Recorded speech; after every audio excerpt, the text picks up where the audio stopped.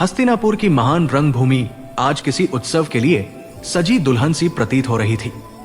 सूर्य की सहस्र किरणें मणियों और स्वर्ण कलशों से जड़े तोरण द्वारों से छनकर आती हुई उस विशाल प्रांगण को एक दिव्य आभा से भर रही थी। गैलरिया, जो आम दिनों में खाली और शांत रहती थी, आज खचाखच भरी हुई थी। कुरुक्षेत्र की भावी नियति से अनभिज्ञ साधारण नागरिक, व्यापारी, सैनिक और दूर दराज के गांवों से आए कृषक सभी अपने राजपुत्रों के शौर्य को देखने के लिए एकत्रित हुए थे। वायु में उत्साह की एक अवर्णनीय ऊष्मा थी, एक ऐसी प्रत्याशा जो केवल महान घटनाओं से पहले ही महसूस होती है। हवा में घोड़ों की हिनहिनाहट, हाथियों की चिंगार और शस्त्रों की हल्की खनक के साथ साथ हजारों कंठों से निकलता एक धीमा कोलाहल घुला हुआ था। राजसी दर्शक दीर्घा, जो मुख्य मंच के ठीक सामने थी, रेशम और मखमल के पर्दों से सुसज्जित थी। वहां कुरु वंश का वर्तमान और भविष्य विराजमान था। सिंहासनों के मध्य में महाराज धृतराष्ट्र अपने विशालकाय शरीर के साथ बैठे थे। उनकी नेत्रहीन आंखों के पीछे का अंधकार आज उनके मन के उत्साह को दबा नहीं पा रहा था। वो अपने पुत्रों, विशेषकर अपने ज्येष्ठ पुत्र दुर्योधन के पराक्रम की गाथाएं सुनने को आतुर थे। उनके बगल में श्वेत वस्त्रों में लिपटी, आंखों पर पट्टी बांधे गांधारी बैठी थी। वो कुछ सुन नहीं रही थी, वो महसूस कर रही थी अपने 100 पुत्रों के दिलों की धड़कन और शायद अपने भतीजों की भी। उनके चेहरे पर एक शांत भाव था, लेकिन उनकी उंगलियां जो सिंहासन के हत्थे पर कसी हुई थी, उनके भीतर के तनाव को दर्शा रही थी। एक ओर शांत, सौम्य और तपस्विनी सी कुंती बैठी थी। उनकी आंखें अपने 5 पुत्रों को ढूंढ रही थी। उनके हृदय में गर्व का सागर उमड़ रहा था, विशेषकर अपने तीसरे पुत्र अर्जुन के लिए। फिर भी इस गर्व के नीचे एक पुराना अनकहा भय भी दबा हुआ था, एक ऐसा रहस्य जिसे वो सूर्य के प्रकाश में कभी नहीं ला सकती थी। और उन सबके ऊपर एक ऊंचे आसन पर भीष्म पितामह बैठे थे, गंगा पुत्र, जिनकी प्रतिज्ञा ने समय को भी बांध रखा था। उनका श्वेत भव्य मस्तक, उनकी दाढ़ी जो उनके वक्ष को छूती थी, और उनकी आंखें, वे आंखें जिन्होंने दशकों का इतिहास देखा था, आज अपने पौत्रों का भविष्य तौल रही थी।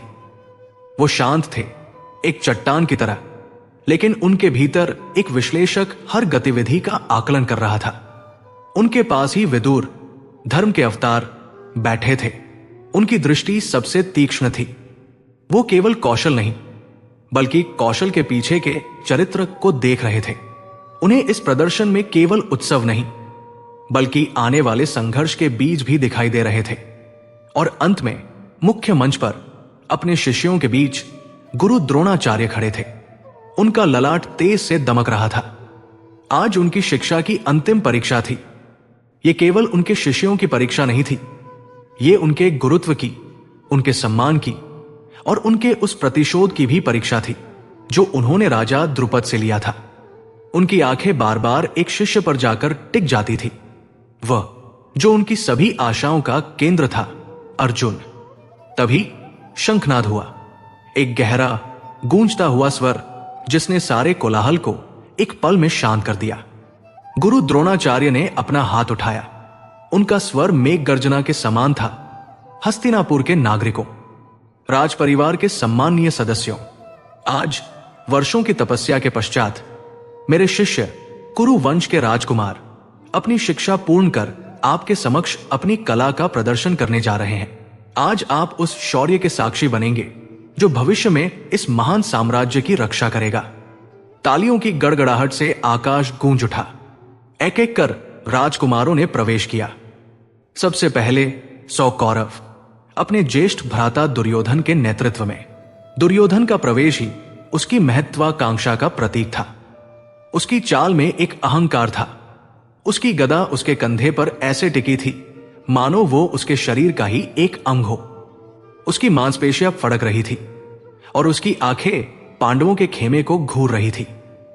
उसके पीछे दुशासन और अन्य भाई अपने भाई के तेज में छिपकर उसी अहंकार को दर्शा रहे थे। फिर 5 पांडवों ने प्रवेश किया। उनके आगे धर्मराज युधिष्ठिर, हाथ में भाला लिए, शांत और संयत। उनकी चाल में न कोई अहंकार था, न कोई भय। वो धर्म की प्रतिमूर्ति लग रहे थे।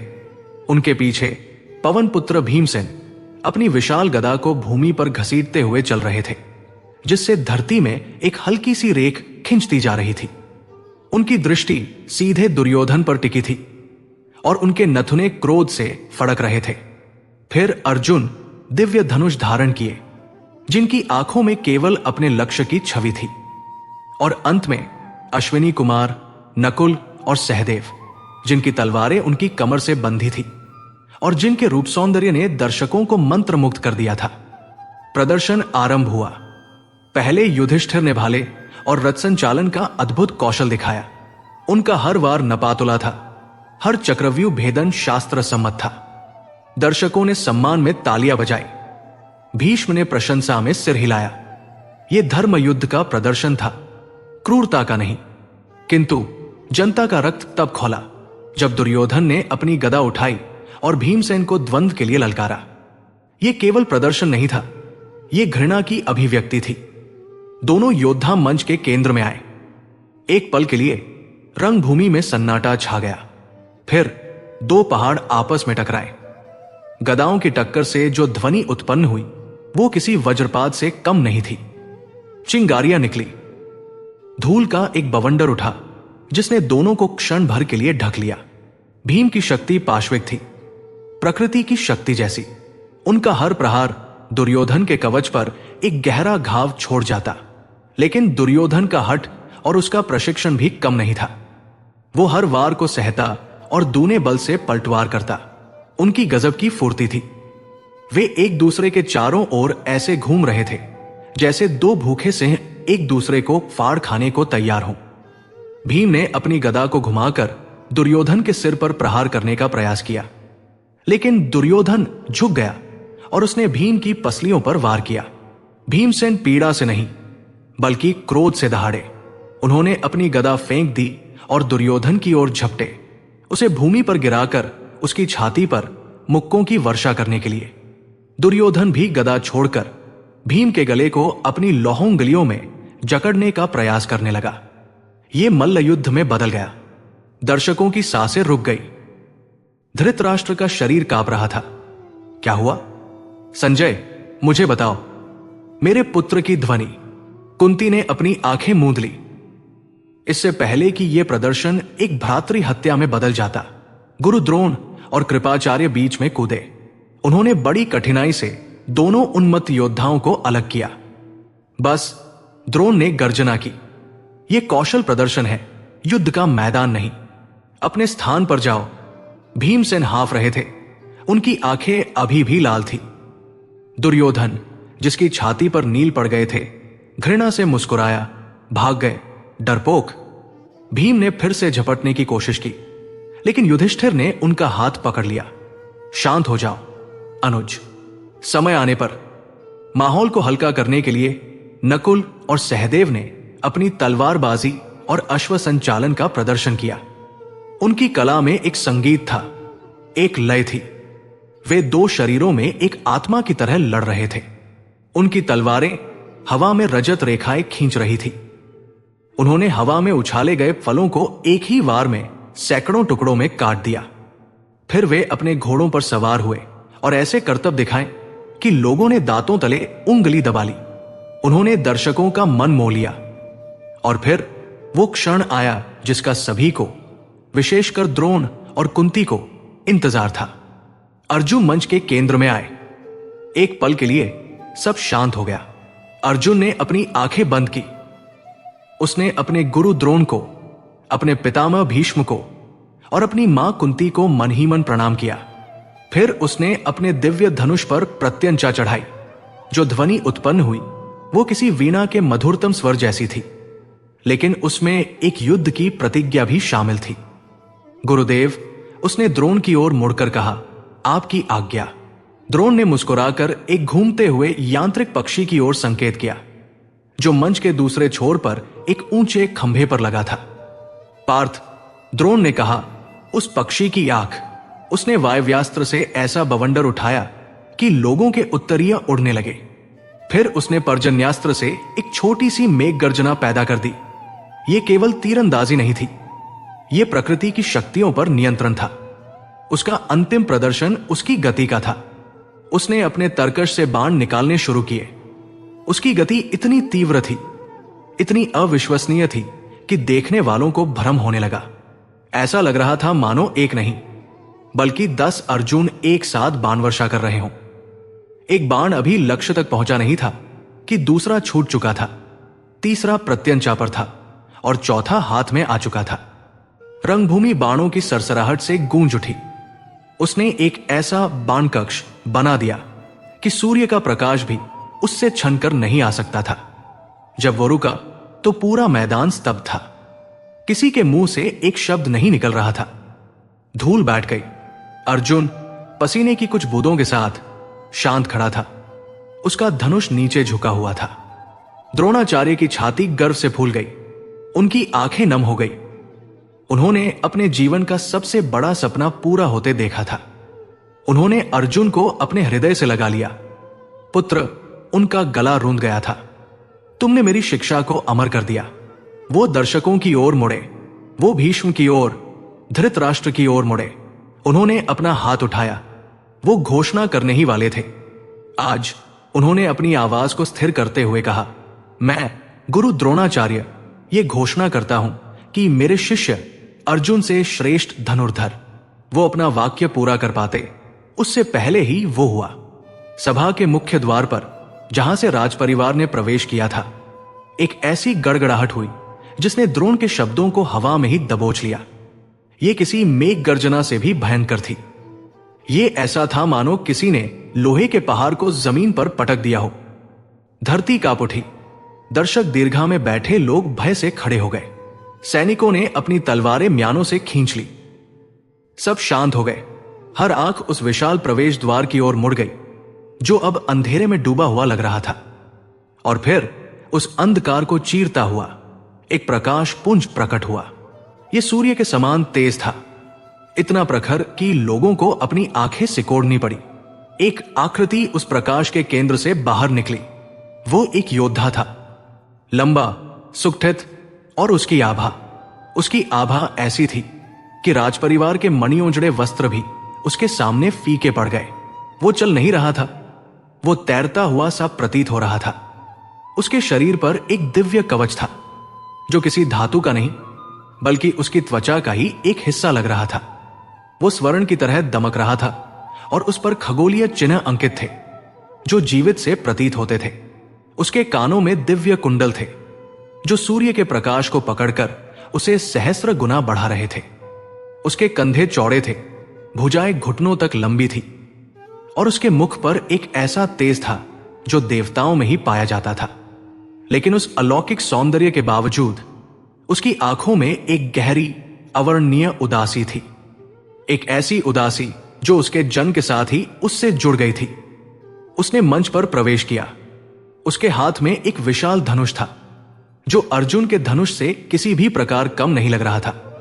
वो धीरे धीरे चलता हुआ मंच के केंद्र में आया। उसने न राजा को देखा, न गुरु को, न ही राजकुमारों को। उसने पहले अपनी आंखें ऊपर उठाई और आकाश के मध्य में चमक रहे अपने पिता सूर्य को मौन प्रणाम किया।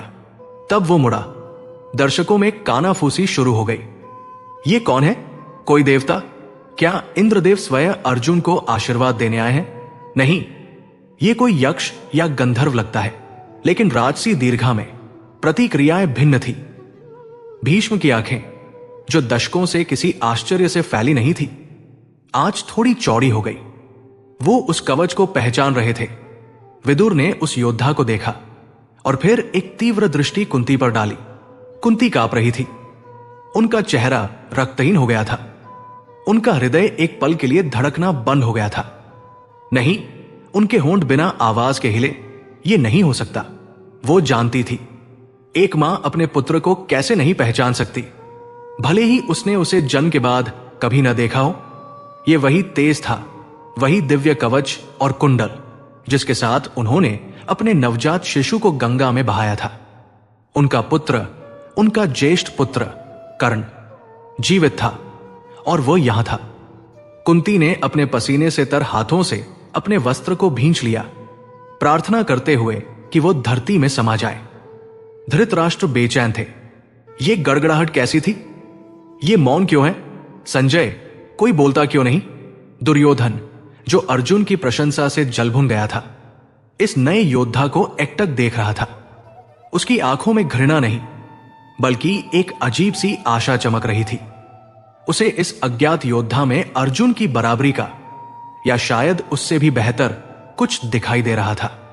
अर्जुन, जो अब तक का निर्विवाद नायक था, इस नए आगत को देख रहा था। वो उसके तेज से प्रभावित था, लेकिन उससे भी अधिक वो एक अजीब से खिंचाव, एक चुनौती को महसूस कर रहा था।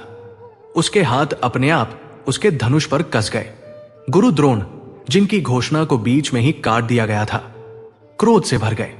कौन हो तुम, युवक? उन्होंने कड़कती आवाज में पूछा। तुम्हारी इतनी धृष्टता कि तुमने राजसी प्रदर्शन में इस प्रकार बिना अनुमति के प्रवेश किया? उस अज्ञात योद्धा ने द्रोण की ओर देखा।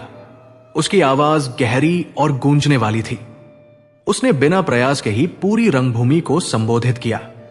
हे गुरुश्रेष्ठ, उसने सम्मानपूर्वक किंतु दृढ़ता से कहा, मैंने सुना है यहां सर्वश्रेष्ठ धनुर्धर की घोषणा होने वाली थी। उसने एक हाथ से अर्जुन की ओर संकेत किया, जो अभी भी अपनी विजय की आभा में खड़ा था। इस राजकुमार ने जो कुछ भी किया है वो निःसंदेह प्रशंसनीय है। एक पल का विराम। दर्शक सांस रोके सुन रहे थे, किंतु उस योद्धा ने अपना धनुष उठाया। मैं सूतपुत्र अधिरथ और राधा का पुत्र कर्ण, वो सब।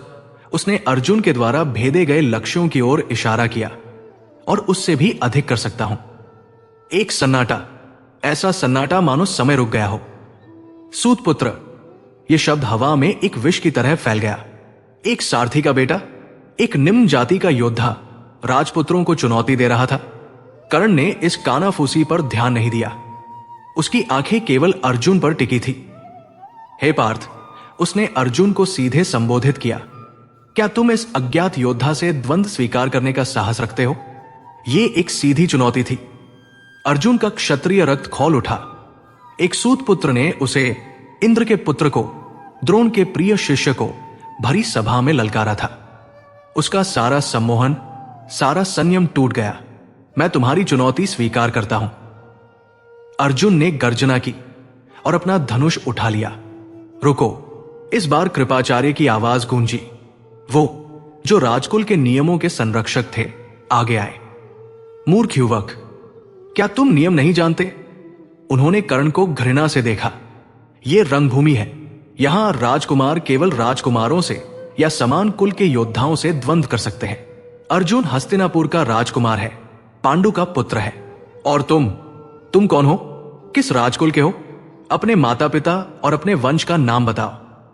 एक सूतपुत्र एक राजकुमार से द्वंद्व करने का अधिकारी नहीं है। यह एक क्रूर प्रहार था। कर्ण का चेहरा, जो अब तक सूर्य के समान दमक रहा था, एक पल के लिए म्लान पड़ गया। वह दिव्य कवच और कुंडल उसकी रक्षा कर सकते थे, लेकिन इस सामाजिक अपमान से नहीं। उसकी आंखों में जो उदासी थी वो गहरी हो गई। उसने अपने विशाल धनुष को देखा, फिर उन राजकुमारों को जो अब उस पर हंस रहे थे, विशेषकर भीमसेन। सूतपुत्र, अरे तुम्हें तो चाबुक पकड़ना चाहिए, धनुष नहीं। भीम ने उपहास किया। कर्ण ने कुछ नहीं कहा। उसके पास कोई जवाब नहीं था। उसका सिर, जो इतने गर्व से उठा हुआ था, धीरे धीरे झुक गया। वो भरी सभा में अपनी सारी दिव्यता और अपने सारे कौशल के बावजूद केवल एक सूतपुत्र बनकर रह गया था। वो अपमानित, अकेला खड़ा था। कुंती की आंखों से आंसू बह निकले, लेकिन वो अपने ही पुत्र के बचाव में एक शब्द भी नहीं कह सकी। तभी एक और गर्जना सुनाई दी। ये दुर्योधन था, जो अपने सिंहासन से कूदकर मंच पर आ गया था। वो सीधे कर्ण के पास गया और अपना हाथ उसके कंधे पर रख दिया। नियम, वो कृपाचार्य पर चिल्लाया। यदि नियम ही बाधा है तो मैं इस नियम को अभी तोड़ता हूं। यदि वीरता को कुल की आवश्यकता है, दुर्योधन की वो अप्रत्याशित विस्फोटक घोषणा हस्तिनापुर की उस विशाल रंगभूमि पर एक वज्रपात की तरह गिरी। एक पल के लिए समय जैसे जम गया हो। कृपाचार्य, जिन्होंने अभी अभी कर्ण को उसकी जाति के लिए अपमानित किया था, अवाक रह गए। उनके शब्द उनके ही कंठ में फंस गए। गुरु द्रोणाचार्य की तनी हुई भ्रिकुटी आश्चर्य में बदल गई। उन्होंने दुर्योधन को देखा, जो क्रोध और एक अजीब से विज्य भाव से कांप रहा था, और फिर उस अज्ञात कवचधारी योद्धा को, जिसका झुका हुआ सिर अब धीरे धीरे उठ रहा था। राजसी दीर्घा में भीष्म पितामह ने अपनी आंखें सिकोड़ ली। वो दुर्योधन की इस राजनीतिक चाल की गहराई को माप रहे थे। ये केवल एक योद्धा को बचाने का प्रयास नहीं था, ये एक नए शक्तिशाली सहयोगी को अपने पक्ष में करने का और पांडवों के विरुद्ध एक विष बीज बोने का खुला प्रयास था।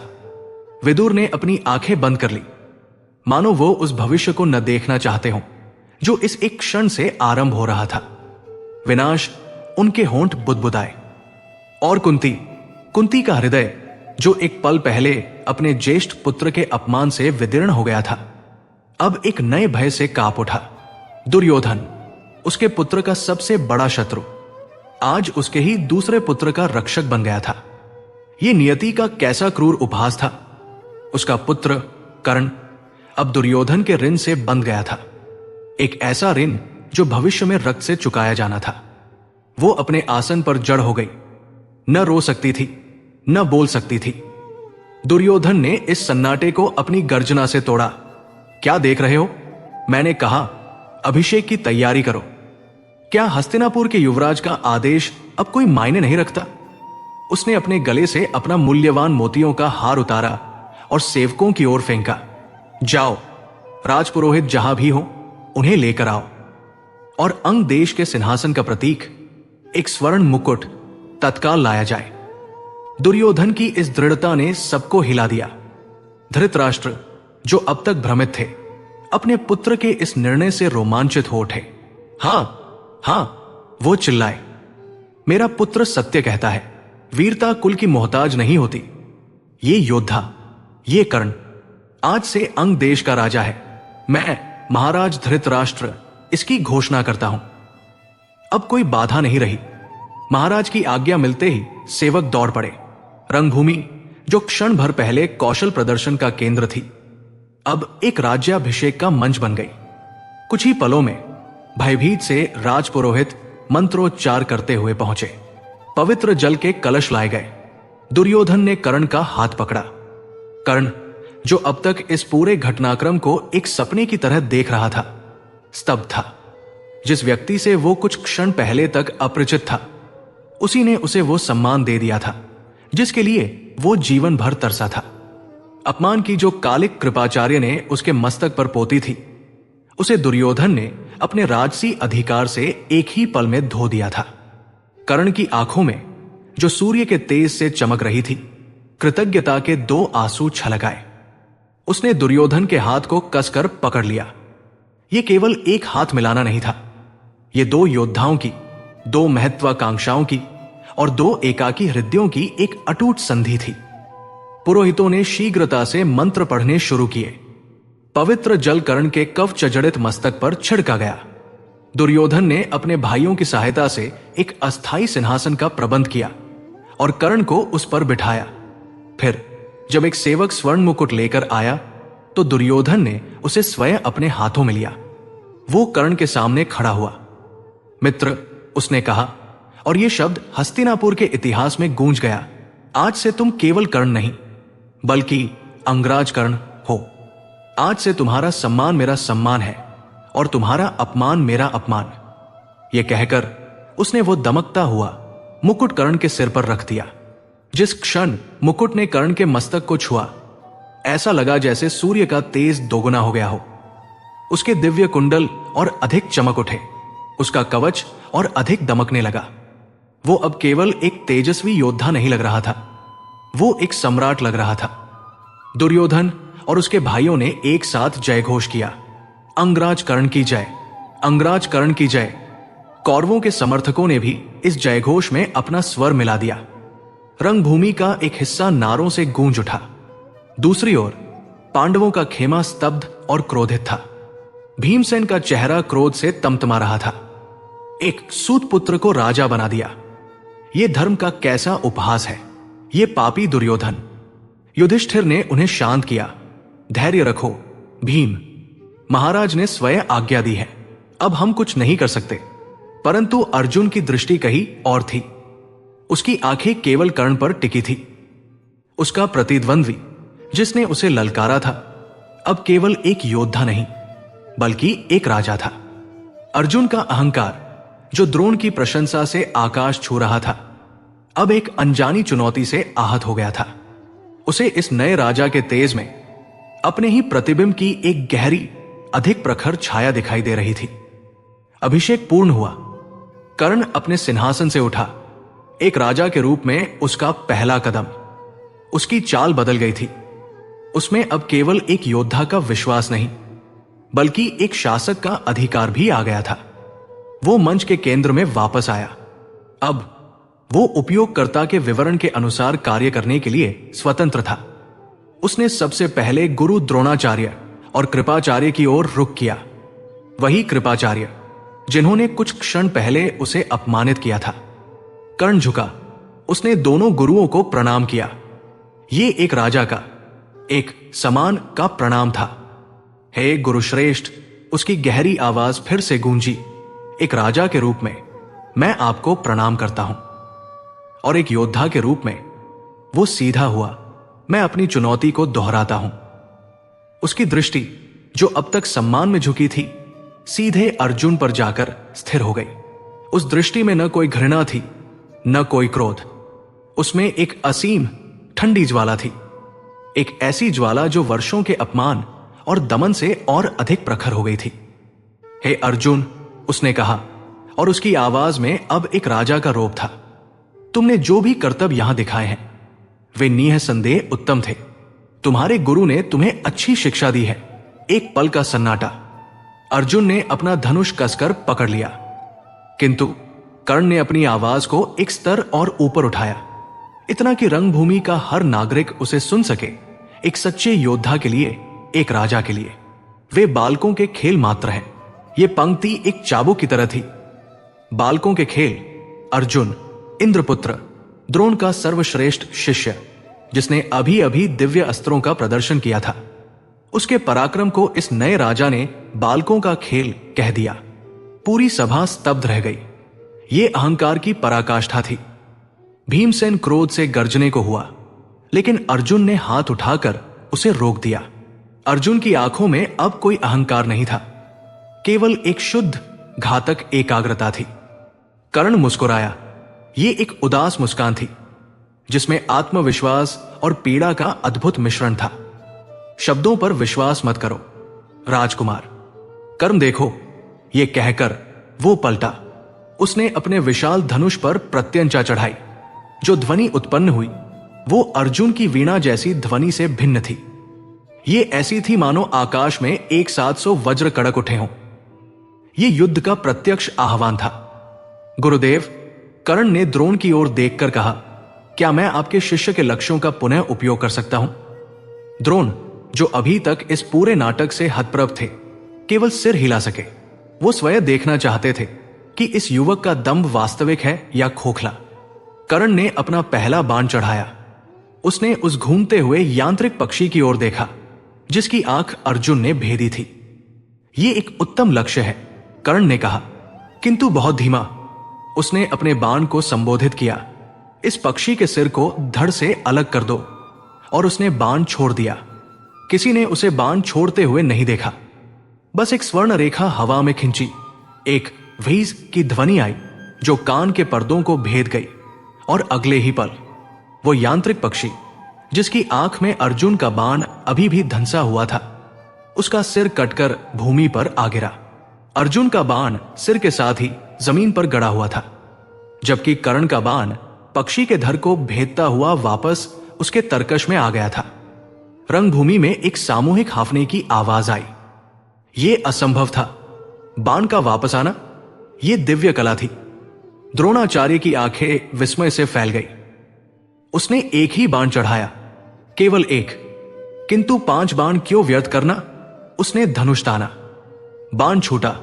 वह बाण अग्नि की एक लकीर की तरह गया। उसने पहली ढाल को नहीं भेदा, वो उसके ऊपर से गुजरा। फिर वो सर्प की तरह मुड़ा दूसरी के नीचे से, तीसरी के दाएं, चौथी के बाएं और पांचवी ढाल के ठीक केंद्र को भेदता हुआ निकल गया। और फिर वो मुड़ा और पहली ढाल के केंद्र को, दूसरी के केंद्र को, तीसरी और चौथी के केंद्र को भेदता हुआ वापस कर्ण के चरणों में आकर गिर गया। पांचों ढालें, जो अब तक एक पंक्ति में थी, उस एक बाण के वेग से अपने स्टैंड से उखड़कर जमीन पर पड़ी थी और पांचों के ठीक मध्य में एक समान छिद्र था। भीमसेन ने अविश्वास में अपनी आंखें मली। दुर्योधन उन्माद में हंस रहा था। देखा देखा तुमने, यह है मेरा मित्र। कुंती ने अपने हृदय को थाम लिया। वो जानती थी ये कौन सी कला है। ये सूर्य की किरणों के समान थी, जो कहीं भी पहुंच सकती है, किसी भी दिशा में मुड़ सकती है। ये उनके पुत्र का दिव्य वरदान था।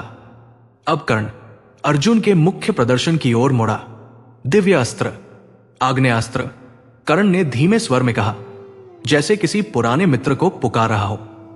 उसने एक साधारण बाण उठाया, उसे मंत्रों से अभिमंत्रित किया।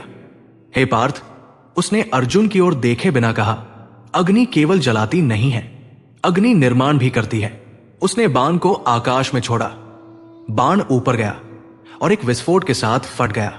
उससे अग्नि की लपटें नहीं, बल्कि हजारों छोटी छोटी अग्निफुल झड़ियां निकली, जिन्होंने आकाश में एक विशाल दमकते हुए अंग राज्य के नक्शे का निर्माण कर दिया। दर्शक, जो भय की अपेक्षा कर रहे थे, इस सौंदर्य को देखकर तालियां पीटने लगे। फिर जैसे ही वो नक्शा धूमिल पड़ने लगा, कर्ण ने दूसरा बाण छोड़ा और अग्नि शुद्ध भी करती है। वो बाण गया और उसने उस अग्निक्षय को एक ही क्षण में सोख लिया, बिना कोई धुआं या राख छोड़े। वारुणास्त्र, उसने अगला बाण चढ़ाते हुए कहा, जल केवल बुझाता नहीं है, जल जीवन देता है। उसने वो बाण सूखी धरती पर मारा। जहां अर्जुन ने केवल एक जलधारा उत्पन्न की थी, वहां कर्ण के बाण के लगते ही धरती फटी और एक मीठे जल का सोता फूट पड़ा। सिपाही और नागरिक उस ठंडे निर्मल जल को पीने के लिए दौड़ पड़े। वायव्यास्त्र, कर्ण ने घोषणा की। अर्जुन ने एक बवंडर उठाया था, जिससे लोगों के उत्तरीय उड़ गए थे। कर्ण ने बाण छोड़ा। एक तीव्र हवा चली, लेकिन उसने किसी को परेशान नहीं किया। इसके विपरीत उस हवा ने रंगभूमि में फैली धूल को एक ही स्थान पर एकत्रित कर एक ढेर में बदल दिया और पूरी रंगभूमि को स्वच्छ कर दिया। उस हवा में एक दिव्य सुगंध थी, जिसने दर्शकों के मन को मोह लिया। पर्जन्यास्त्र, कर्ण का अंतिम अस्त्र। अर्जुन ने मेघ गर्जना की थी। कर्ण ने बाण आकाश में छोड़ा। एक छोटा सा श्वेत बादल रंगभूमि के ठीक ऊपर आकर रुक गया। उसमें से कोई गर्जना नहीं हुई, बल्कि उस बादल से हजारों कमल के पुष्पों की वर्षा होने लगी, जो सीधे राजसी दीर्घा पर, भीष्म, धृतराष्ट्र और गुरुजनों पर बरसने लगे। ये कौशल की पराकाष्ठा थी। अर्जुन ने अस्त्रों का प्रयोग उनकी विनाशक शक्ति के लिए किया था। कर्ण ने दिखाया कि उन्हीं अस्त्रों पर उसका इतना नियंत्रण है कि वो उनसे विनाश के स्थान पर सृजन, सौंदर्य और सुविधा के कार्य कर सकता है। उसने यह सिद्ध कर दिया था कि अर्जुन का ज्ञान उसके ज्ञान के सामने अपूर्ण था, बालकों के खेल जैसा था। जब पुष्प वर्षा थमी तो रंगभूमि में पूर्ण सन्नाटा था।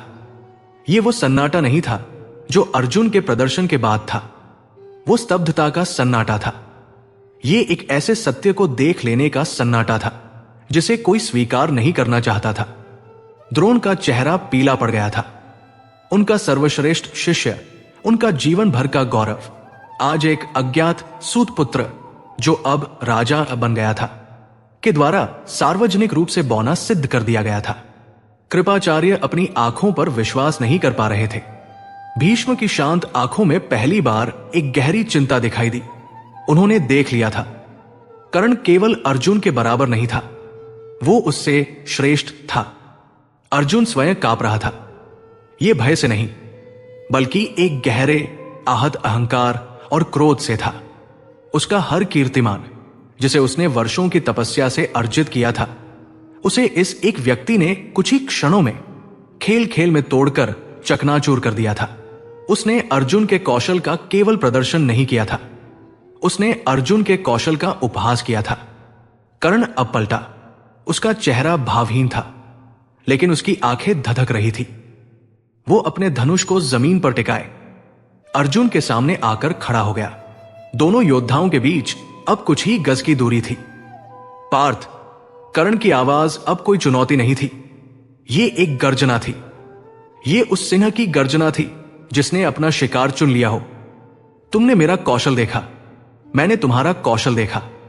ये बाण, ये अस्त्र, ये लक्ष्य, ये सब व्यर्थ है। एक योद्धा की सच्ची परीक्षा युद्ध के मैदान में होती है, द्वंद्व में होती है। उसने अपना विशाल धनुष उठाया और उसकी नोक सीधे अर्जुन के हृदय की ओर कर दी। पार्थ, यदि तुम स्वयं को क्षत्रिय मानते हो, यदि तुम स्वयं को अपने गुरु का सर्वश्रेष्ठ शिष्य मानते हो, यदि तुम में अपने रक्त का जरा भी अभिमान शेष है, तो मुझसे द्वंद्व करो। यह एक खुली ललकार थी, एक ऐसा अपमान जिसे कोई भी क्षत्रिय सहन नहीं कर सकता था। अर्जुन, जो अब तक आहत और स्तब्ध था, इस सीधी चुनौती से जैसे जाग उठा। उसका सारा संकोच, सारा विस्मय एक असीम क्रोध में बदल गया। उसका भी इंद्रपुत्र का रक्त था। मैं तुम्हारी चुनौती स्वीकार करता हूं अंगराज। अर्जुन ने भी गर्जना की, मैं तुमसे द्वंद्व करूंगा। और आज इसी क्षण, इसी रंगभूमि पर मैं अपने इस धनुष से तुम्हारे इस दंभ को सदा के लिए शांत कर दूंगा। तथास्तु, कर्ण ने उत्तर दिया। दोनों योद्धा पीछे हटे। रंगभूमि का वातावरण, जो अब तक उत्सव, फिर आश्चर्य और फिर तनाव से भरा था, अब विशुद्ध भय और उत्तेजना से भर गया। यह कोई प्रदर्शन नहीं था, यह मृत्यु का खेल होने वाला था। हस्तिनापुर के दो सबसे महान योद्धा, कुरुवंश का भविष्य और एक अज्ञात सूर्य, एक दूसरे के रक्त के प्यासे होकर आमने सामने खड़े थे। नागरिकों में भगदड़ मचने लगी। वे सुरक्षित स्थानों की ओर भागने लगे, सैनिक व्यवस्था बनाने में जुट गए। राजसी दीर्घा में कुंती अपने आसन से खड़ी हो गई। नहीं, वो चीखी, लेकिन उनकी आवाज युद्ध के इस कोलाहल में खो गई। उनके दो पुत्र, एक जिसे उन्होंने पाला था, दूसरा जिसे उन्होंने त्याग दिया था, आज एक दूसरे को मारने के लिए उद्यत थे। दुर्योधन अपने आसन पर खड़ा होकर तालियां बजा रहा था। मारो उसे कर्ण, मेरे मित्र, इस अर्जुन का घमंड आज चूर चूर कर दो। भीष्म और द्रोण एक दूसरे को देख रहे थे। वे जानते थे कि यदि यह द्वंद्व हुआ तो इसका परिणाम कुछ भी हो, हस्तिनापुर का भविष्य अंधकारमय हो जाएगा। लेकिन उन्हें रोकने का साहस किसी में नहीं था।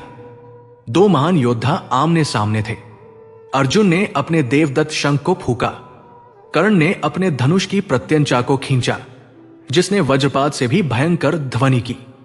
रंगभूमि कांप उठी, आकाश में बादल घिरने लगे, मानो देवता भी इस अविश्वसनीय द्वंद्व को देखने के लिए एकत्रित हो रहे हों।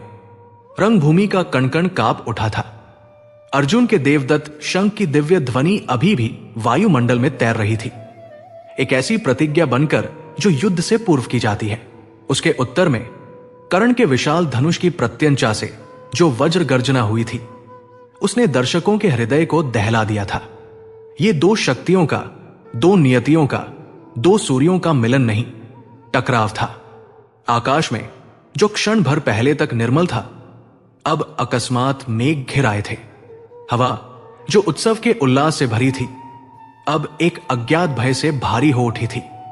नागरिक जो कुछ क्षण पहले कर्ण के चमत्कारों पर तालियां पीट रहे थे, अब भय से अपनी अपनी जगहों पर दुबक गए थे। यह कोई प्रदर्शन नहीं था, यह साक्षात मृत्यु का आह्वान था। अर्जुन की उंगलियां उसके तरकश पर थी, उसकी आंखें एक चील की तरह कर्ण के मस्तक पर गड़ी हुई थी। उसके रोमरों में रक्त का संचार तीव्र हो गया था। अहंकार की पीड़ा जो कर्ण के कौशल प्रदर्शन से उसे मिली थी, अब एक शुद्ध क्षत्रिय क्रोध में बदल चुकी थी। वो सिद्ध करना चाहता था अपने गुरु को, अपने पितामह को और स्वयं को कि इस धरती पर उससे श्रेष्ठ कोई नहीं। दूसरी ओर कर्ण, अंगराज कर्ण, पर्वत के समान अविचल खड़ा था। उसका स्वर्ण कवच सूर्य के प्रकाश के बिना भी दमक रहा था, मानो उसके भीतर की अग्नि ही उसे प्रज्वलित कर रही हो। उसके अधरों पर वही अविचल उदास मुस्कान थी। उसके लिए यह द्वंद्व केवल श्रेष्ठता सिद्ध करने का अवसर नहीं था, यह उसके संपूर्ण जीवन के अपमानों का प्रत्युत्तर था। यह उस नियति को चुनौती थी जिसने उसे जम के साथ ही त्याग दिया था। उसका हाथ अपने धनुष पर ऐसे जमा हुआ था मानो वो उसके शरीर का ही एक अंग हो। दोनों योद्धाओं ने एक साथ अपने धनुष उठाए। एक साथ उन्होंने अपने पहले घातक बाणों का संधान किया। एक पल, बस एक पल और हस्तिनापुर की वो रंगभूमि कुरुक्षेत्र के महायुद्ध का पहला अध्याय बन जाती। रुक जाओ, एक कर्कश अधिकारपूर्ण चीत्कार ने उस मौन को भेदा। यह ध्वनि गुरु द्रोण की नहीं थी, ये भीष्म की भी नहीं थी, ये आचार्य कृपाचार्य की ध्वनि थी, जो राजकुल के नियमों के सबसे बड़े संरक्षक थे। कृपाचार्य, जिनका शरीर तपस्या से कृश हो गया था, अपनी छड़ी को भूमि पर पटकते हुए दोनों योद्धाओं के बीच आकर खड़े हो गए।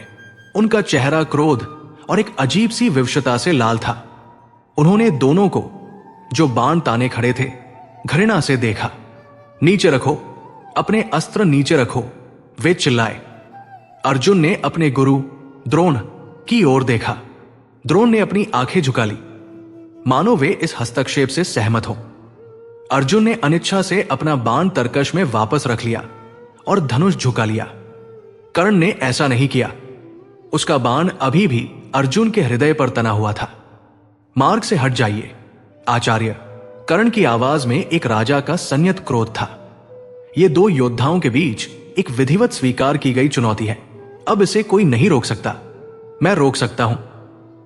कृपाचार्य ने अपनी छड़ी को कर्ण के धनुष पर दे मारा। और मैं रोकूंगा, धर्म के नाम पर। धर्म? कर्ण हंसा। उसकी हंसी में अब उदासी नहीं, केवल तिरस्कार था। कौन सा धर्म आचार्य?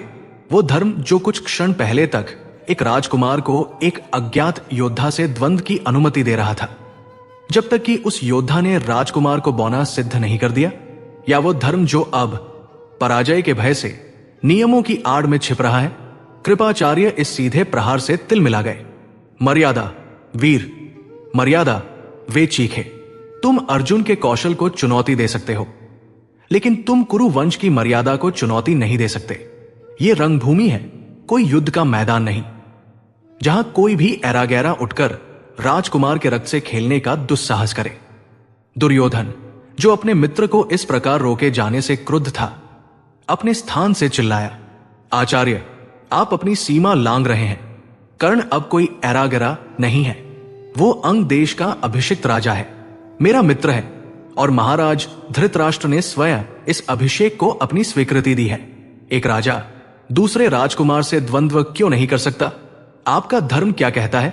ये एक अचूक तर्क था। कृपाचार्य एक पल के लिए निरुत्तर हो गए। उन्होंने राजसी दीर्घा में बैठे भीष्म की ओर देखा, मानो सहायता मांग रहे हों। भीष्म शांत रहे, उनकी आंखें बंद थी। वो इस धर्म संकट में हस्तक्षेप नहीं करना चाहते थे।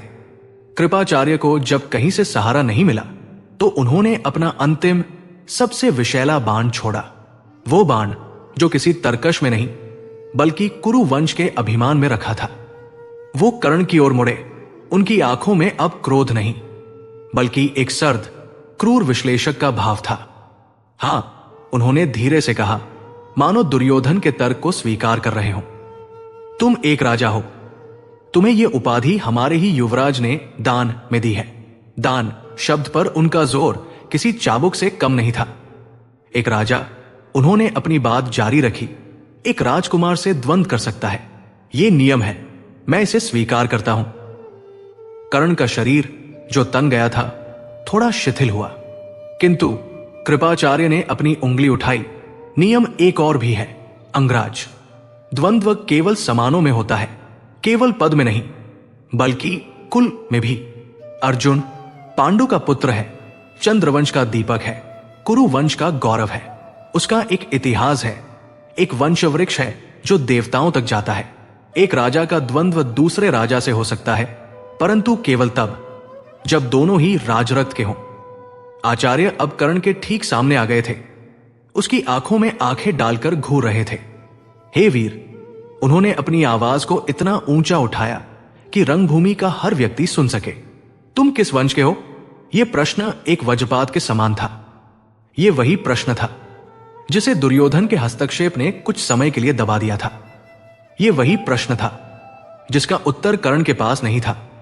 यह वही प्रश्न था जो उसके कवच को भेद कर सीधे उसकी आत्मा में धंस गया था। तुम किस राज्य के अधिपति हो? कृपाचार्य ने अपना क्रूर व्यंग्य जारी रखा। ओ, क्षमा करना, तुम अंग देश के अधिपति हो। तुम्हें यह राज्य अभी अभी मिला है, लेकिन तुम्हारा वंश क्या है? तुम्हारे पिता कौन है? तुम्हारे पितामह कौन थे? हस्तिनापुर की सभा यह जानने का अधिकार रखती है कि वो जिस व्यक्ति के साथ अपने राजकुमार का जीवन दांव पर लगा रही है, वो वास्तव में कौन है? बताओ वीर, मौन क्यों हो? अपने कुल का नाम लो।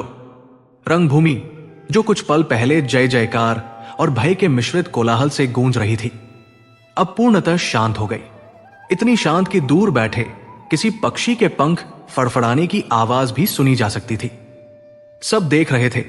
हजारों आंखें उस एक व्यक्ति पर गड़ी थी जो सूर्य के समान दमक रहा था, लेकिन इस एक प्रश्न के अंधकार में घिर गया था। कर्ण का तेजस्वी मुख म्लान पड़ गया। वह दिव्य आभा जो उसके कवच और कुंडलों से फूट रही थी, जैसे किसी ने उस पर राख की एक परत डाल दी हो। वो अधर जो कुछ क्षण पहले अर्जुन को बालक कहकर उपहास कर रहे थे, अब कांपकर बंद हो गए। वो मस्तक जिस पर अभी अभी अंग देश का स्वर्ण मुकुट सजाया गया था, जो स्वाभिमान और दम से तना हुआ था, वो धीरे धीरे झुक गया। वो मौन था। वो क्या कहता? वो कैसे कहता कि वो उस महान सारथी अधिरथ का पुत्र है, जिसने उसे गंगा की लहरों से उठाकर अपने प्राणों से अधिक स्नेह दिया? वो कैसे कहता कि उसकी मां वह पुण्यात्मा राधा है, जिसने अपने आंचल की छां में उसे पाला पोसा? वो जानता था कि इन पवित्र नामों को इस अभिमानी सभा में लेने का अर्थ क्या होगा। वो जानता था कि यह सभा पिता का अर्थ नहीं, रक्त का अर्थ पूछ रही थी, और उस रक्त का सत्य वो स्वयं भी नहीं जानता था। उसका मौन उसका अपराध बन गया। उसका झुका हुआ सिर उसकी स्वीकृति बन गया। राजसी दीर्घा में कुंती, जो अपने 2 पुत्रों को युद्ध के लिए उद्यत देखकर लगभग मूर्छित हो गई थी, अब अपने ज्येष्ठ पुत्र को इस प्रकार अपमानित होते देख अपने ही होठों को काटकर रक्त बहाने लगी। वो चीखना चाहती थी। वो सूत पुत्र नहीं है, वह राजवंश का है। वो तुम्हारा ही वंशज है, भीष्म। वो सूर्य का पुत्र है। लेकिन लोकलाज के भय ने, अपने अन्य पुत्रों के भविष्य की चिंता ने उसकी जिह्वा को सील कर दिया था। वो केवल आंसू बहा सकती थी, जो उनकी आंखों से बहकर उनके ही हृदय की अग्नि में गिरकर भाप बन रहे थे। और तभी उस असहनीय दमघोंटू चुप्पी को एक अट्टहास ने चीर दिया। ये एक ऐसी हंसी थी जिसमें कोई आनंद नहीं था, केवल क्रूरता और घृणा थी। ये भीमसेन की हंसी थी। भीम, जो अब तक अपने भाई के अपमान और इस नए राजा के दम से उबल रहा था, उसे अपनी घृणा को व्यक्त करने का अवसर मिल गया था। वो अपनी विशाल गदा को जमीन पर पटकता हुआ आगे आया, जिससे धरती एक बार फिर कांप उठी। अरे अरे! वो अपनी उंगली कर्ण की ओर तानकर चिल्लाया। उसकी हंसी अभी भी गूंज रही थी। मौन हो गया। राजा साहब मौन हो गए। आचार्य, आप व्यर्थ ही प्रश्न पूछ रहे हैं। मैं बताता हूं ये कौन है। मैं जानता हूं इस वीर शिरोमणि को। भीम ने कर्ण का उपहास करते हुए उसकी परिक्रमा की। ये तो मेरा पुराना परिचित है। ये तो अधिरथ का पुत्र है, वही अधिरथ जो हमारे पिता महाराज पांडु का सारथी था। हां हां हां, उसने दर्शकों की ओर मुड़कर घोषणा की। ये तो सूतपुत्र है। सूतपुत्र ये शब्द नहीं था, ये एक कलंक था। ये एक मोहर थी जिसे समाज उन पर लगा देता था, जिन्हें वो अपने बराबर नहीं समझता था। कर्ण ने अपना सिर उठाया। उसकी आंखें, जो अब तक म्लान थी, अब रक्तवर्ण की हो रही थी। उसने भीम को घूर कर देखा। उस दृष्टि में इतनी अग्नि थी कि यदि भीम उसे एक क्षण और देखता तो भस्म हो जाता। लेकिन भीम अपनी क्रूरता के उन्माद में था। उसे वो दृष्टि दिखाई नहीं दी। एक सारथी का पुत्र। भीम ने अपनी गर्जना जारी रखी। एक चाबुक पकड़ने वाले का बेटा आज धनुष उठाकर राजकुमार को चुनौती देगा। एक सूत जो रथ के घोड़ों की लीद साफ करता है, वो आज अंग देश का राजा बनेगा। ये कैसा उपहास है। उसने कर्ण की ओर देखा, जो अपमान की इस पराकाष्ठा से पत्थर बन गया था। अरे सूतपुत्र! भीम चिल्लाया। तुमने ये धनुष कहां से चुराया? ये वीरों का अस्त्र है, दासों का नहीं। तुम्हारा स्थान इस रंगभूमि में नहीं, अस्तबल में है। और फिर उसने वो अंतिम अपमान किया जिसने कर्ण के हृदय को सदा के लिए छलनी कर दिया। जाओ, भीम ने हवा में चाबुक फटकारने का अभिनय करते हुए कहा। जाओ, अपना चाबुक संभालो, वही तुम्हारे हाथों को शोभा देता है। एक राजकुमार से द्वंद्व करना तुम्हारे बस की बात नहीं। यह क्रूरता की पराकाष्ठा थी। कृपाचार्य ने नियमों का प्रश्न उठाया था। भीम ने सीधे चरित्र और अस्तित्व पर प्रहार कर दिया था। उसने कर्ण को एक राजा, एक योद्धा, यहां तक कि एक मनुष्य भी नहीं समझा। उसने उसे केवल उसकी जाति, उसके कथित निम्न जन के आधार पर आका और उसे रंगभूमि से बाहर अस्तबल में फेंक दिया। कर्ण का शरीर कांप रहा था। अपमान की अग्नि से उसका दिव्य कवच पिघल रहा था, या शायद और अधिक प्रखर हो रहा था। उसके हाथ अपने धनुष पर इतनी जोर से कस गए थे कि उसकी उंगलियों के निशान लकड़ी पर उभर आए थे। वो एक शब्द भी नहीं बोला। इस प्रकार के अपमान का कोई उत्तर नहीं होता। अर्जुन ने इस पूरे दृश्य को देखा। उसने अपने भाई भीम को रोका नहीं। उसके मुख पर एक हल्की व्यंग्यात्मक मुस्कान थी, मानो वो इस मनोरंजन का आनंद ले रहा हो। उसका प्रतिद्वंद्वी, जिसने उसे बालक कहा था, आज स्वयं भरी सभा में एक दास सिद्ध हो रहा था। रंगभूमि का एक हिस्सा, जो कौरवों का समर्थक था, इस क्रूरता पर मौन था। दूसरा हिस्सा, जो पांडवों का समर्थक था, दबी हंसी हंस रहा था। कर्ण अकेला खड़ा था। अपने मुकुट, अपने कवच, अपने धनुष और अपने अतुलनीय कौशल के बावजूद वो उस सभा में सबसे निर्धन, सबसे अकेला और सबसे अपमानित व्यक्ति था। तभी एक और गर्जना हुई। भीम! ये दुर्योधन था। उसका चेहरा भीम के क्रोध से भी अधिक लाल था। वो अपने सिंहासन से कूदकर गदा उठाता हुआ भीमसेन की ओर झपटा। नीच! तेरी इतनी हिम्मत! तूने मेरे मित्र का अपमान किया। तूने अंगराज का अपमान किया। तूने मेरा अपमान किया है। पूरा नाटक एक नए भयंकर संघर्ष की ओर मुड़ गया। द्वंद्व अब अर्जुन और कर्ण के बीच नहीं था। यह भीम और दुर्योधन के बीच, और उससे भी बढ़कर जन और कर्म के बीच छिड़ गया था। भीमसेन के अंतिम शब्द, जाओ, अपना चाबुक संभालो, किसी पिघले हुए शीशे की तरह कर्ण के कानों में उतरे। वे केवल शब्द नहीं थे, वे एक सामाजिक दंड थे। एक ऐसा निर्णय जिसने उसके अस्तित्व के हर गौरव को, हर उपलब्धि को एक ही पल में मिटाकर शून्य कर दिया था। उसका अतुलनीय कौशल, उसका दिव्य तेज, उसका सूर्य समान पराक्रम, सब कुछ सूतपुत्र शब्द की कालिमा के नीचे दब गया। कर्ण का शरीर, जो कुछ क्षण पहले तक चुनौती की अग्नि में तप रहे इस्पात की भांति तना हुआ था, अब शिथिल पड़ गया। वो अपमान की इस अग्नि में जल रहा था। एक ऐसी अग्नि जो बाहर नहीं, भीतर की ओर जलती है, जो आत्मा को जलाकर राख कर देती है। उसके हाथ, जिन्होंने उस विशाल धनुष को इतनी दृढ़ता से थाम रखा था कि लकड़ी पर निशान पड़ गए थे, कांपने लगे। धनुष उसके हाथ से छूटकर भूमि पर गिर पड़ा, एक भारी उदास ध्वनि के साथ, मानो उसने भी अपने स्वामी का अपमान महसूस किया हो। उसका मस्तक, जो स्वाभिमान से उठा हुआ था, झुक गया। वो तेजस्वी मुख, जो सूर्य के प्रतिबिंब जैसा था, म्लान पड़ गया, ठीक वैसे ही जैसे ग्रहण के समय सूर्य पड़ जाता है। और फिर वो हुआ जिसकी किसी ने कल्पना भी नहीं की थी। उस सूर्यपुत्र की आंखों से, जो अब तक केवल अग्नि बरसा रही थी, अपमान और पीड़ा के दो तप्त आंसू ढलक पड़े। वे आंसू उसके स्वर्ण कवच पर गिरे और भाप बनकर उड़ गए, मानो कवच भी उस वेदना की ऊष्मा को सह न सका हो। वो हार गया था, अर्जुन से नहीं, भीम से नहीं। वो समाज के उन नियमों से हार गया था जिन्हें वो समझ नहीं पाता था। वो अपने जन से हार गया था। सभा का कोलाहल, भीम का अट्टहास, पांडव खेमे का उपहास, सब कुछ उसके लिए अर्थहीन हो गया था। अब यहां रुकने का कोई कारण शेष नहीं था। यह रंगभूमि, जो उसके शौर्य के प्रदर्शन का मंच बनने वाली थी, वो अब उसके सबसे बड़े अपमान का स्मारक बन गई थी। कर्ण ने अपने गिरे हुए धनुष को नहीं उठाया।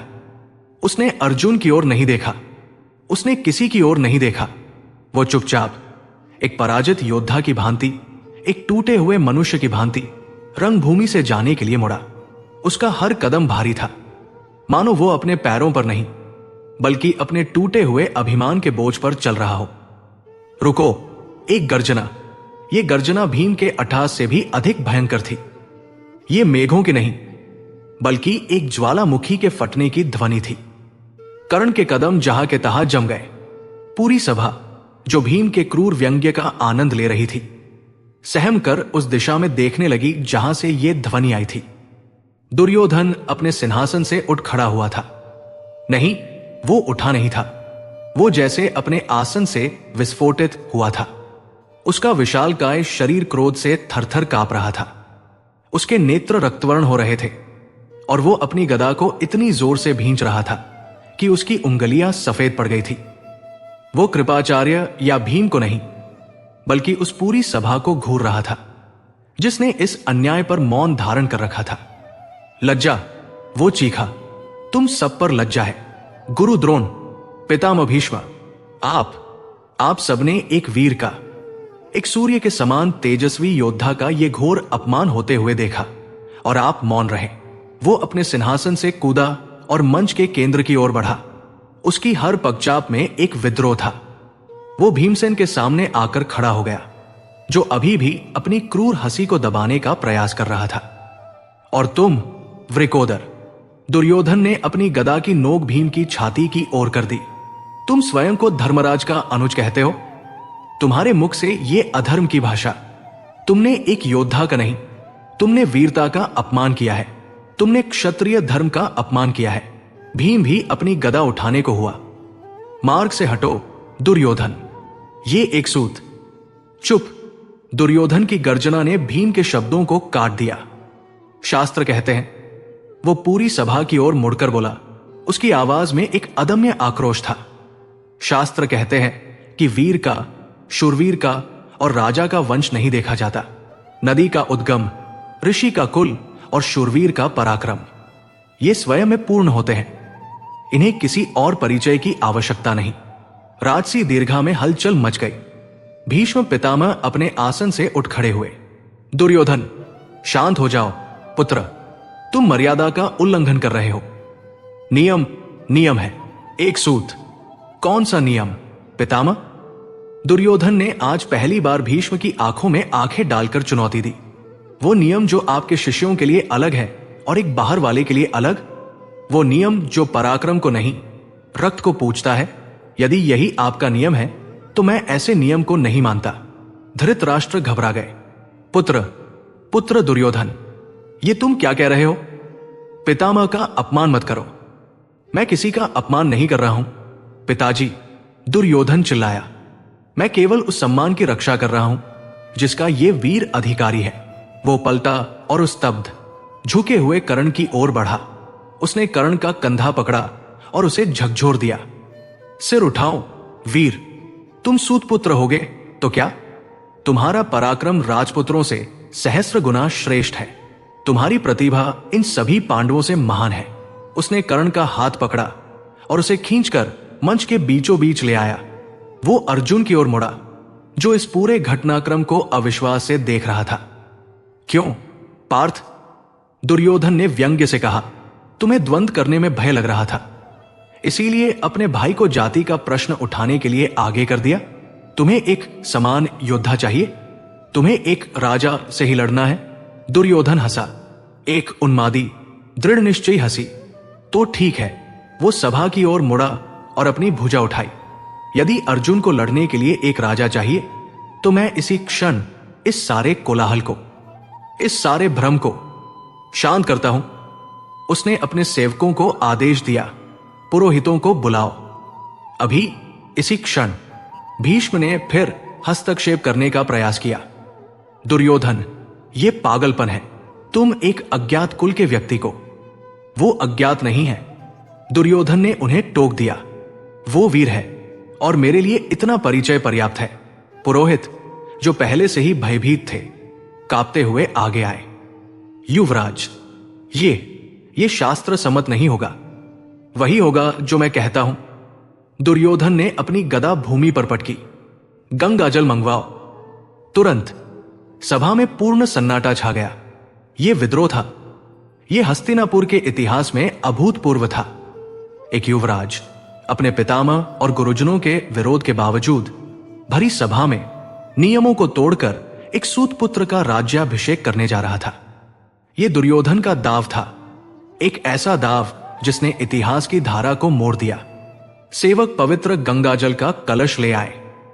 दुर्योधन ने उसे स्वयं लिया। वो कर्ण के सामने खड़ा हुआ, जो अभी भी एक स्वप्न किसी अवस्था में था। उसे विश्वास नहीं हो रहा था कि जिस व्यक्ति को वो जानता तक नहीं था, वो उसके सम्मान के लिए पूरी दुनिया से लड़ रहा था। झुको मित्र, दुर्योधन ने धीमे दृढ़ स्वर में कहा। कर्ण यंत्रवत झुक गया। दुर्योधन ने वो पवित्र गंगाजल उन पुरोहितों की, उन नियमों की और उन सभी की परवाह किए बिना जो उसे देख रहे थे, स्वयं अपने हाथों से कर्ण के मस्तक पर डाला। पुरोहितों ने भयभीत होकर मंत्रोच्चार आरंभ कर दिया। मेरे गले का यह हार। दुर्योधन ने अपने कंठ से बहुमूल्य रत्नों का हार उतारकर कर्ण को पहनाया। और मेरे मस्तक का यह मुकुट। उसने अपने सिर से अपना युवराज मुकुट नहीं, बल्कि एक छोटा अलंकृत मुकुट जो उसकी कमर में खोसा था, निकाला और कर्ण के सिर पर रख दिया। वो कर्ण का हाथ पकड़कर उसे खड़ा किया। उसने कर्ण का हाथ हवा में उठाया और एक सिंह की भांति गर्जना की, जो पूरी रंगभूमि में गूंज उठी। सुनो हस्तिनापुर के वासियों, सुनो पांडवों, सुनो पितामह भीष्म और गुरु द्रोण। आज से, इसी क्षण से मेरा ये मित्र, ये महान योद्धा कर्ण अंग देश का राजा है।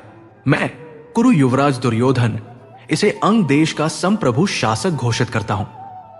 एक पल का सन्नाटा और फिर कौरवों के खेमे से दुशासन के नेतृत्व में अंगराज कर्ण की जय का जयघोष उठा, जिसने पांडवों के मौन को चीर दिया। कर्ण, अब अंगराज कर्ण, अपनी आंखों में आंसू लिए, अपने सिर पर मुकुट और गले में हार पहने उस व्यक्ति को देख रहा था जिसने उसे अपमान के गर्त से उठाकर सम्मान के शिखर पर बिठा दिया था। उसने कुछ नहीं कहा।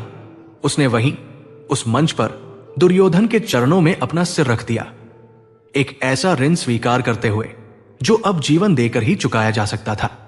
दुर्योधन ने उसे उठाकर गले से लगा लिया। राजा रोते नहीं मित्र। फिर वो पलटा। उसका चेहरा विजय के गर्व से दमक रहा था। उसने कृपाचार्य की ओर देखा, जो इस पूरे घटनाक्रम से जड़ हो गए थे। अब बोलो आचार्य, दुर्योधन ने व्यंग्य से चिल्लाकर कहा। आपका धर्म अब क्या कहता है? क्या एक राजा अंगराज कर्ण दूसरे राजकुमार अर्जुन से द्वंद्व नहीं कर सकता? प्रश्न हवा में लटक रहा था।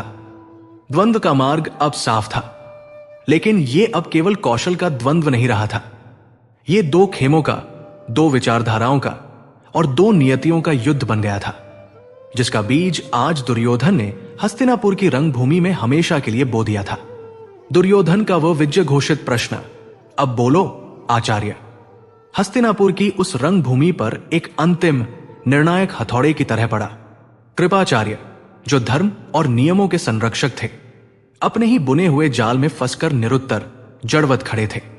उनका शास्त्र ज्ञान, उनका कुल का अभिमान आज युवराज के हठ और तर्क के सामने परास्त हो गया था। उनके पास अब कहने को कुछ शेष नहीं था।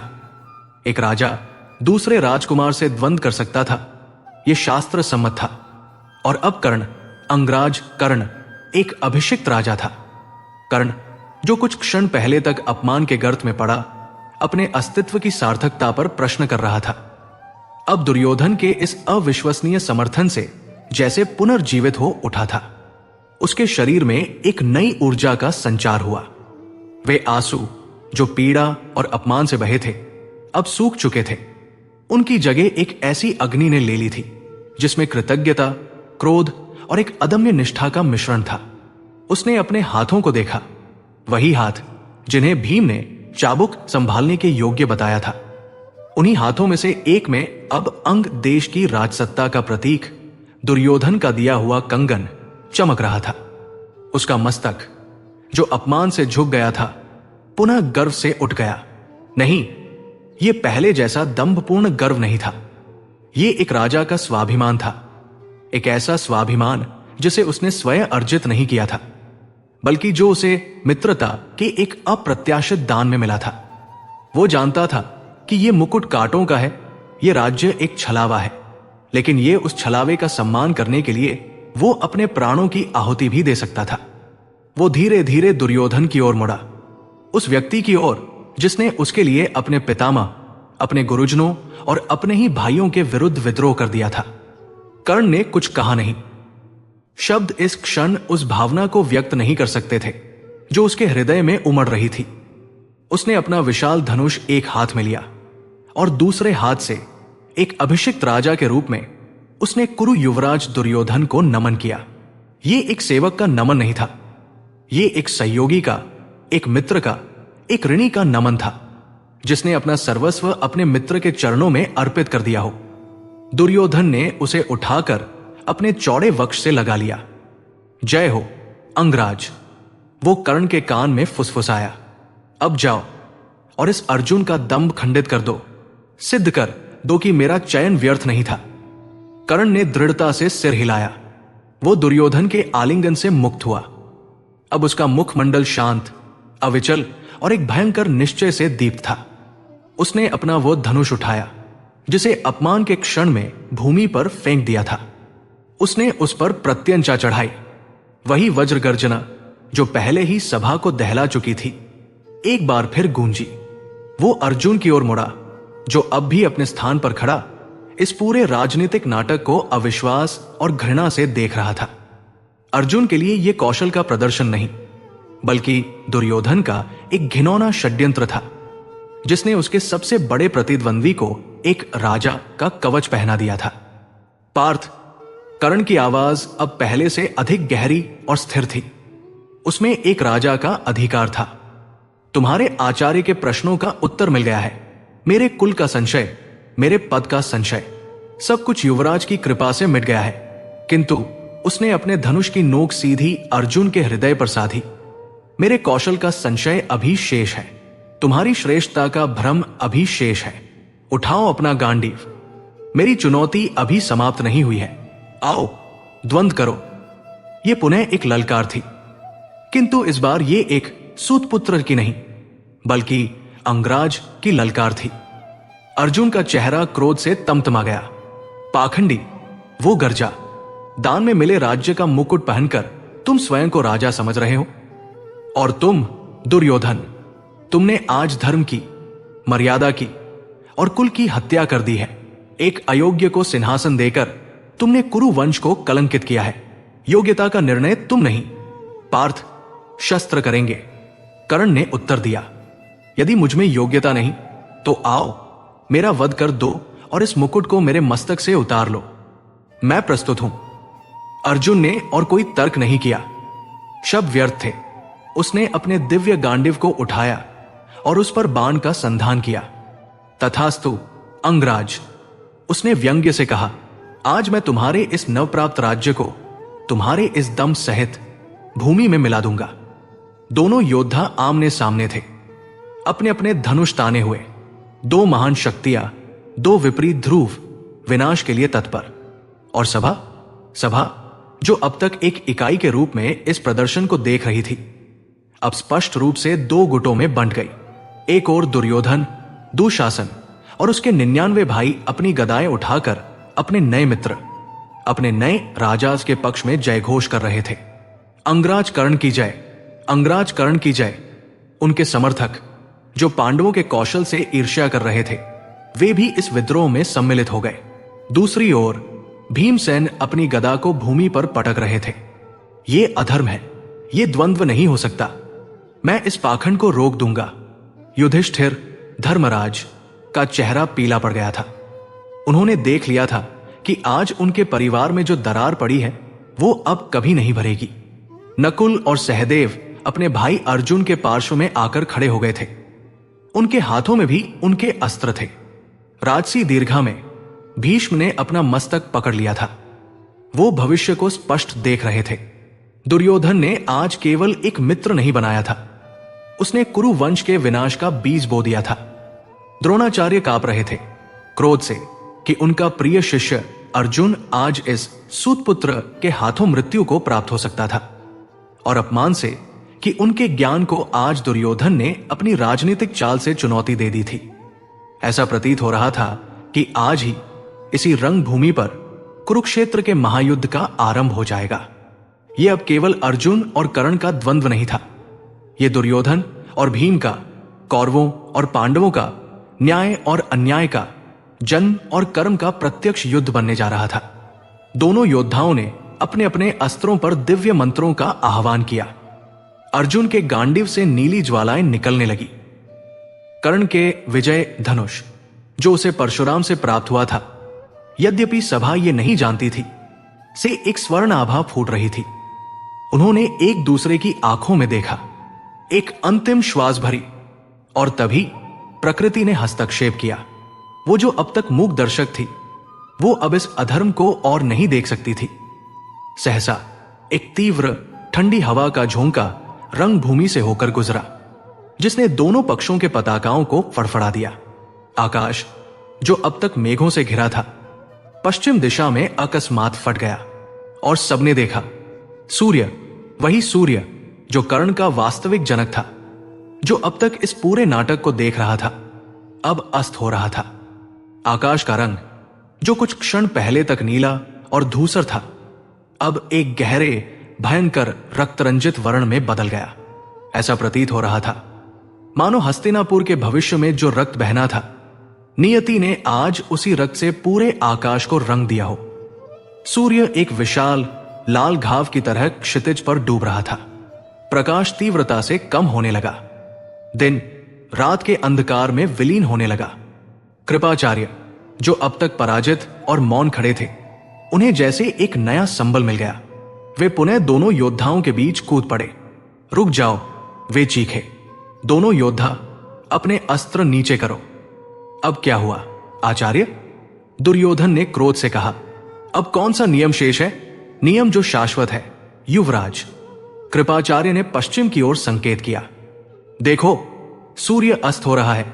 धर्मशास्त्र का यह स्पष्ट विधान है कि सूर्यास्त के पश्चात कोई द्वंद्व, कोई युद्ध नहीं हो सकता। आज का दिन समाप्त हुआ। यह एक ऐसा तर्क था जिसे कोई नहीं काट सकता था। न दुर्योधन, न अर्जुन, न स्वयं कर्ण। अंधकार घिर रहा था। युद्ध टल गया था।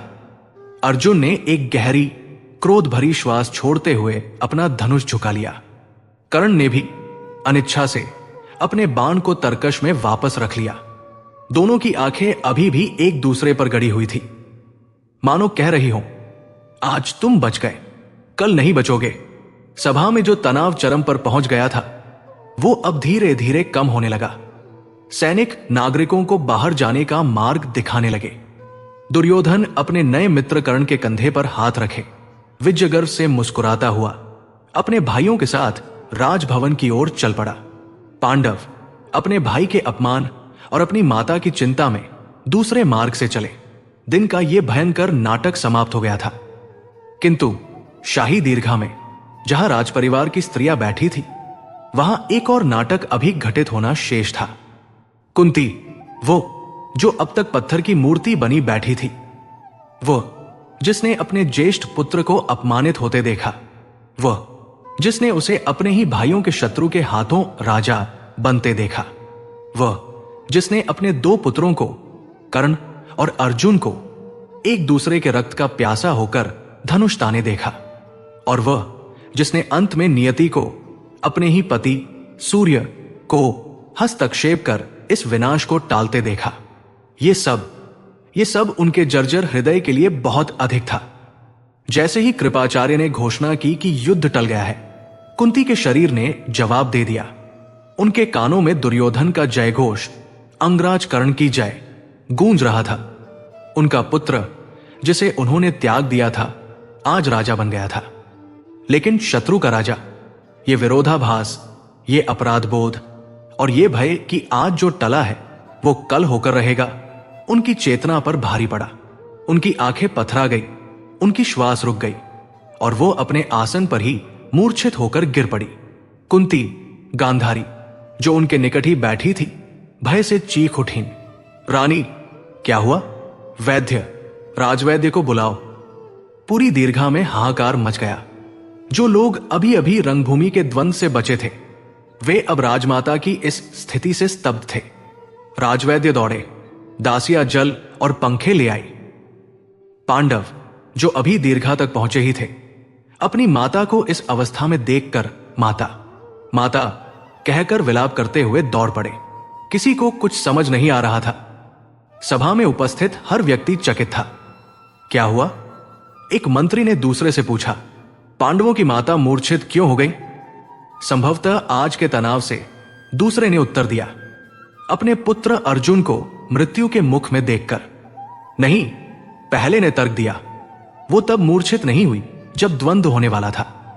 वो तब मूर्छित हुई जब द्वंद्व टल गया, और ठीक उसी समय जब दुर्योधन ने उस सूत पुत्र को अंगराज कहकर संबोधित किया। ये एक पहेली थी, एक ऐसा रहस्य जिसने सबको भ्रमित कर दिया। भीष्म दूर से यह दृश्य देखकर चकित थे। विदुर की आंखें इस रहस्य की गहराई को भांपने का प्रयास कर रही थी। पांडवों की माता कुंती एक सूत पुत्र के अंगराज बनने के उत्सव पर मूर्छित क्यों हो गई? यह रहस्य क्या था? यह रहस्य जो कुंती के अचेत हृदय में दबा हुआ था, आज की रक्तरंजित संध्या के अंधकार में और भी गहरा हो गया था। रक्तरंजित आकाश अब पूर्णतः काला हो चुका था। पश्चिम में डूबे सूर्य ने अपनी अंतिम लालिमा भी समेट ली थी, मानो वो उस भयावह दिन के साक्ष्य को अपने साथ ही लेकर जाना चाहता हो। रंगभूमि, जो कुछ क्षण पहले तक शस्त्रों की झंकार, जयघोष के कोलाहल और क्रूर अट्टहास से गूंज रही थी, अब एक असहनीय सन्नाटे और घने अंधकार में डूब गई थी। सैनिकों द्वारा जलाई गई मशालों का पीला, कांपता हुआ प्रकाश उस विशाल प्रांगण में बिखरे हुए अस्त्रों, टूटे हुए आसनों और भयभीत नागरिकों के चेहरों पर पड़कर वातावरण को और भी अधिक भयावह बना रहा था। सभा समाप्त हो गई थी, किंतु ये एक अंत नहीं था, ये एक भयंकर आरंभ था। राजसी दीर्घा में हाहाकार अभी भी जारी था। राजमाता कुंती की मूर्छा टूटी नहीं थी। राजवैद्य उनकी नाड़ी टटोल रहे थे। उनका मुखमंडल गंभीर चिंता से व्याप्त था। तनाव, वे भीष्म से कह रहे थे, केवल तनाव नहीं है पितामह, यह किसी गहरे असहनीय आघात का लक्षण है। ऐसा आघात जिसे शरीर सह नहीं पाया। पांडव अपनी अचेत माता को घेरे खड़े थे।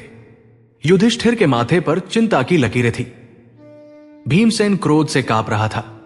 उसकी गदा अभी भी उसके हाथ में थी और वो बार बार उस दिशा में घूर रहा था जिधर से दुर्योधन गया था। यह सब उस दुष्ट के कारण हुआ है। वो फुसफुसाया, उसने आज केवल हमारा अपमान नहीं किया, उसने माता को भी। अर्जुन कांध झुकाए मौन खड़ा था। उसका दंभ, उसका कौशल, सब कुछ आज व्यर्थ सिद्ध हुआ था। उसका सबसे बड़ा प्रतिद्वंद्वी न केवल बच गया था, बल्कि अब अंगराज के रूप में स्थापित भी हो गया था, और वो भी उसी के चचेरे भाई के सौजन्य से। यह पराजय युद्ध किए बिना हुई पराजय थी, जो उसे भीतर तक साल रही थी। भीष्म और विदुर के आदेश पर दासिया कुंती को पालकी में उठाकर सावधानी से अंतःपुर की ओर ले गई। पांडव अपनी माता के पीछे पीछे चले। उनके मस्तक झुके हुए थे। उनकी विजय आज एक रहस्यमयी ग्लानि में बदल गई थी। किंतु रंगभूमि के दूसरे छोर पर एक भिन्न ही दृश्य था। वहां अंधकार नहीं, उत्सव था। वहां चिंता नहीं, विजय का गर्व था। दुर्योधन विजयी भाव से चल रहा था। उसका सीना गर्व से फूला हुआ था। उसके अधरों पर एक क्रूर, संतुष्ट मुस्कान थी। उसने आज वो कर दिखाया था जो द्रोण और भीष्म भी नहीं कर सके। उसने नियमों को अपनी इच्छा से मोड़ा था। उसने पांडवों को, विशेषकर अर्जुन को, सार्वजनिक रूप से बौना सिद्ध कर दिया था। और सबसे बढ़कर उसने एक ऐसा अस्त्र प्राप्त कर लिया था, एक ऐसा शस्त्र जो उसे विश्वास था भविष्य में अर्जुन के हर बाण का उत्तर देगा। वो अस्त्र, अंगराज कर्ण, उसके ठीक बगल में चल रहा था। दुर्योधन का एक भारी हाथ कर्ण के कंधे पर था। यह केवल एक मित्र का स्पर्श नहीं था, यह एक स्वामी का, एक संरक्षक का अधिकारपूर्ण स्पर्श था। चलो अंगराज, दुर्योधन ने ऊंची आवाज में कहा, ताकि बचे खुचे सैनिक और सामंत भी सुन सके। तुम्हारे स्वागत में आज हस्तिनापुर के मदिरालियों का सारा मदिरा भी कम पड़ जाएगा। आज उत्सव होगा। दुशासन और बाकी कौरव भाई उनके पीछे पीछे जयघोष करते चल रहे थे। युवराज दुर्योधन की जय, अंगराज कर्ण की जय। कर्ण चल रहा था यंत्रवत। उसे अभी भी विश्वास नहीं हो रहा था कि यह सब सत्य है। कुछ ही क्षण पहले वो इस रंगभूमि की धूल में पड़ा था, सूतपुत्र के कलंक से लिथड़ा हुआ, अपनी आंखों में अपमान के आंसू लिए, अपने गिरे हुए धनुष को उठाने का साहस भी खो चुका था। और अब वो अंगराज था। उसके मस्तक पर एक मुकुट था, उसके गले में एक राजसी हार था, और सबसे महत्वपूर्ण, उसके कंधे पर कुरु युवराज का हाथ था। वो हाथ कर्ण को अपने जीवन में अनेक स्पर्श मिले थे। उसे अपनी मां राधा का वात्सल्य भरा स्पर्श मिला था, जिसने उसे हमेशा विश्वास दिलाया कि वो विशेष है। उसे अपने पिता अधिरथ का स्नेहमय स्पर्श मिला था, जिन्होंने उसके हर घाव पर मरहम लगाया था। उसे गुरु परशुराम का कठोर ज्ञान भरा स्पर्श मिला था, जिसने उसे ब्रह्मास्त्र का ज्ञाता बनाया था। किंतु आज दुर्योधन का यह स्पर्श, ये इन सबसे भिन्न था। ये स्वीकृति का स्पर्श था, ये समानता का स्पर्श था। ये उस समाज के सबसे ऊंचे शिखर से आया था, जिसने उसे अब तक केवल ठुकराया था। कर्ण, जिसे पूरे जीवन केवल अपमान मिला था, आज उसे एक ही संध्या में वो सब कुछ मिल गया था जिसके लिए वो तरस रहा था।